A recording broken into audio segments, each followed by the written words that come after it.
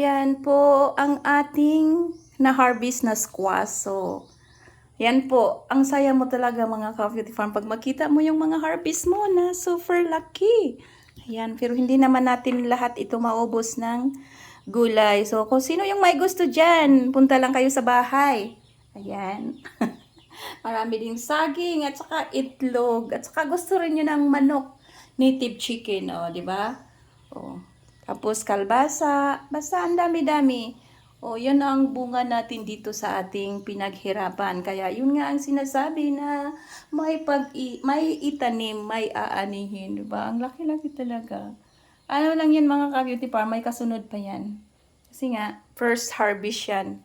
4 yan na yung una kinuha ko. Kasi, tinatry ko siyang igulay kung masarap siya or super labo talaga mga ka-beauty farm. Yun. Super labo talaga siya. At saka, hindi ka magsisi pag ewan ko kung magkano ang kilo ng squash ngayon. Siguro mga 6 kilos yata itong isang piraso or 5 kilos siguro ito. Sobrang talaga. Yan, di ba? Ang laki-laki talaga. Ang sarap nito mga ka-beauty farm. Totoo lang yan. Yan. Diba? Ang saya talaga pag makita mo. Lahat yan is, kumbaga, raw material ba yan? Or, kumbaga, galing sa farm, hindi mo maisip na nasa table mo na siya. So, means nasa table na yan siya, ready for kain na. Kugulayin mo na lang yan. At saka, hindi ko na napakita yung ang dami-dami ng gabi ko doon kasi hindi ko naman na-harvest yung gabi, at saka yung saba kasi nga hindi mo maisang harvestin kasi walang kakain. At saka, hindi naman gaanong, ako naman pag sino lang yung gustong pumunta dito, bibili or pag walang pangbili, ganun.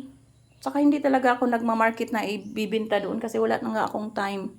Kaya, puro na lang ako kung sino yung pupunta, bibili dito. So, nandito lang yung mga galing sa farm. So, nasa table na siya, di ba? Ganun lang sa probinsya mga ka-beauty farm. At huwag nating i-lockdown ang probinsya kasi pinaka mayaman yung nasa probinsya pag masipag ka lang. Ayan po. Maraming salamat po mga ka-beauty farm. See you for my next video. Ayan. So, yun ang itlog na organic egg. Di ba? Yan siya ang organic egg. Dami. Di ba? Ayan, maraming salamat po.